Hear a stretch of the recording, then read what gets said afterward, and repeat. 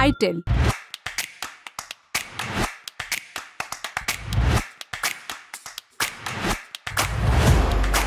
नमस्कार, मेरा नाम उपासना है और आप देख रहे हैं द लल्लन टॉप का डेली फाइनेंशियल बुलेटिन खर्चा पानी। भारत के सबसे अमीर बिजनेसमैन मुकेश अंबानी से एक बार पूछा गया कि उनकी कौन सी सलाह रिलायंस इंडस्ट्रीज को सफलता दिलाने में मददगार साबित हुई है, तो उनका जवाब था कि जीवन में हमेशा ऊंचा लक्ष्य रखें। कुछ सालों पहले बिजनेस टुडे के कार्यक्रम में माइक्रोसॉफ्ट के सीईओ सत्य नडेला के साथ बातचीत में उन्होंने ये बात कही थी।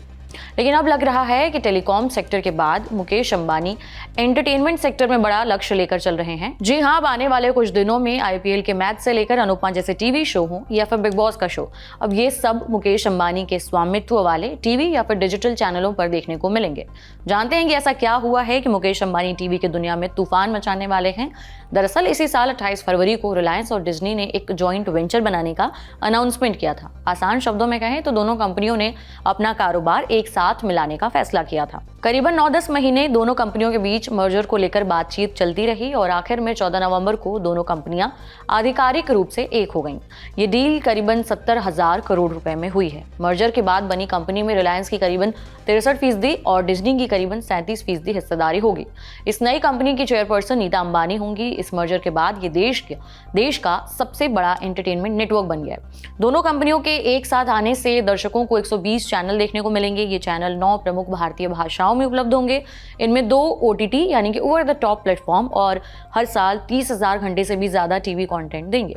दोनों कंपनियों के पास करीबन 75 करोड़ दर्शक थे जो अब एक साथ आ गए हैं। बिजनेस टुडे मैगजीन के हालिया अंक में पत्रकार कृष्ण गोपालन से बातचीत में विज्ञापन क्षेत्र की दिग्गज कंपनी इंटरपब्लिक ग्रुप के मीडिया और marketing solutions division IPG media brands India के सीईओ शशि सिन्हा का मानना है कि इस जॉइंट वेंचर से टीवी एंटरटेनमेंट इंडस्ट्री को फायदा होगा।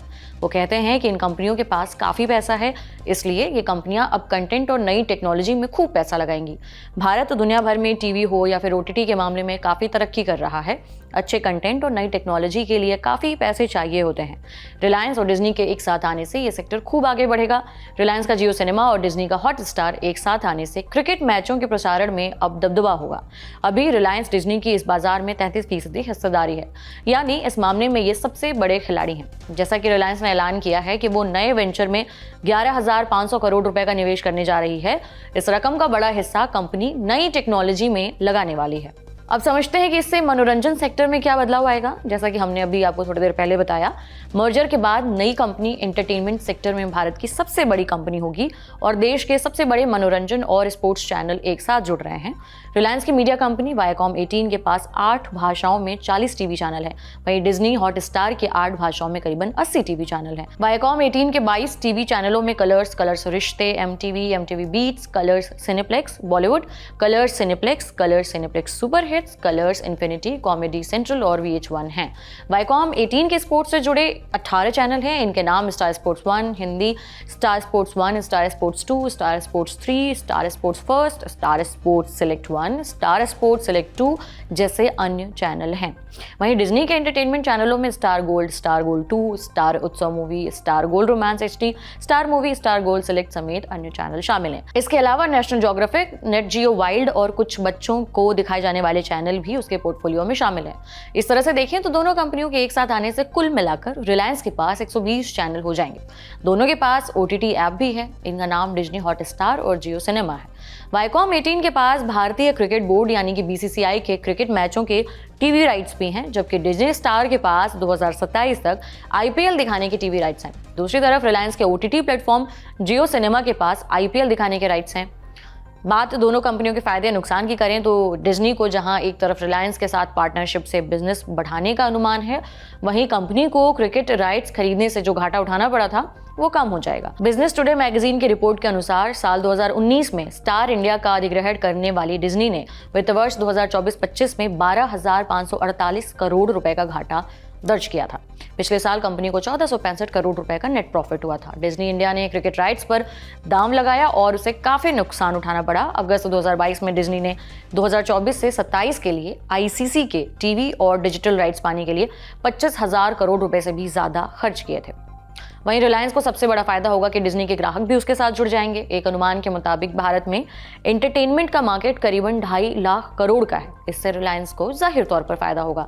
दर्शकों को मनोरंजन के ज्यादा विकल्प मिलेंगे। इसका फायदा रिलायंस डिज्नी के नए वेंचर को मिल सकता है। माना जा रहा है कि मर्जर से बनी नई कंपनी के पास टीवी और स्ट्रीमिंग सेगमेंट में भारतीय विज्ञापन बाजार की 40% हिस्सेदारी होगी। दोनों के विलय के बाद Zee entertainment, Sony pictures, networks India, Sun TV network, Netflix, Amazon prime video और दूसरी कंपनियों को अपना बिजनेस बनाए रखने के लिए मशक्कत करनी होगी। लेकिन सवाल ये कि इस मर्जर का फायदा आम दर्शकों को कैसे मिलेगा, इसे भी समझ लेते हैं। पहला फायदा तो ये होगा कि लोगों के पास मनोरंजन के ज्यादा विकल्प होंगे। डिज्नी के दर्शकों की पहुंच रिलायंस के कंटेंट तक और रिलायंस के दर्शकों की पहुंच डिज्नी के कंटेंट तक हो जाएगी। एक अनुमान के मुताबिक नई कंपनी के पास 2 लाख घंटे का ऑनलाइन कंटेंट है, यानी लोगों के पास मौज करने के खूब सारे साधन होंगे। दूसरा फायदा ये होगा कि दोनों कंपनियां ग्राहक बढ़ाने के लिए सस्ते प्लान लॉन्च कर सकती हैं। अब रुख करते हैं एक दूसरी खबर का। स्विट्जरलैंड स्थित दुनिया के जाने माने बैंक यूबीएस की एक रिपोर्ट में कहा गया है कि पिछले वित्तीय वर्ष यानी कि 2023-24 में भारतीय अरबपतियों की कुल संपत्ति में 42% का उछाल आया है और इन सभी अरबपतियों की कुल संपत्ति बढ़कर 905 अरब डॉलर, रुपए में मोटा माटी 76,80,000 करोड़ रुपए से भी ज्यादा हो गई है। भारत में अरबपतियों की संपत्ति में हुए इस जोरदार इजाफे के बाद अमेरिका और चीन के बाद भारत अब दुनिया में सबसे ज्यादा अरबपतियों वाला देश बन गया है।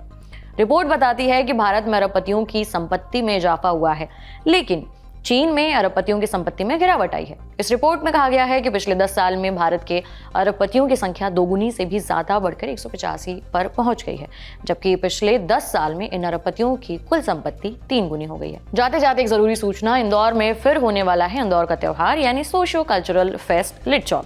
20, 21 और 22 दिसंबर को इंदौर के गांधी हॉल में जुटेंगी देश भर की कला, साहित्य, राजनीति, पत्रकारिता, संगीत, सिनेमा और खेल समेत तमाम क्षेत्रों की हस्तियां। सुबह 10 बजे से लेकर रात 10:30 बजे तक होगा ये जमावड़ा। आप भी पहुंचिए। बहरहाल ये बुलेटिन लिखा था आपके लिए हमारे साथी प्रदीप यादव ने। आप अपनी राय यहाँ कमेंट बॉक्स में जरूर दें। अगले एपिसोड तक अपना ख्याल रखें। देखते रहिए द लल्लन टॉप। शुक्रिया।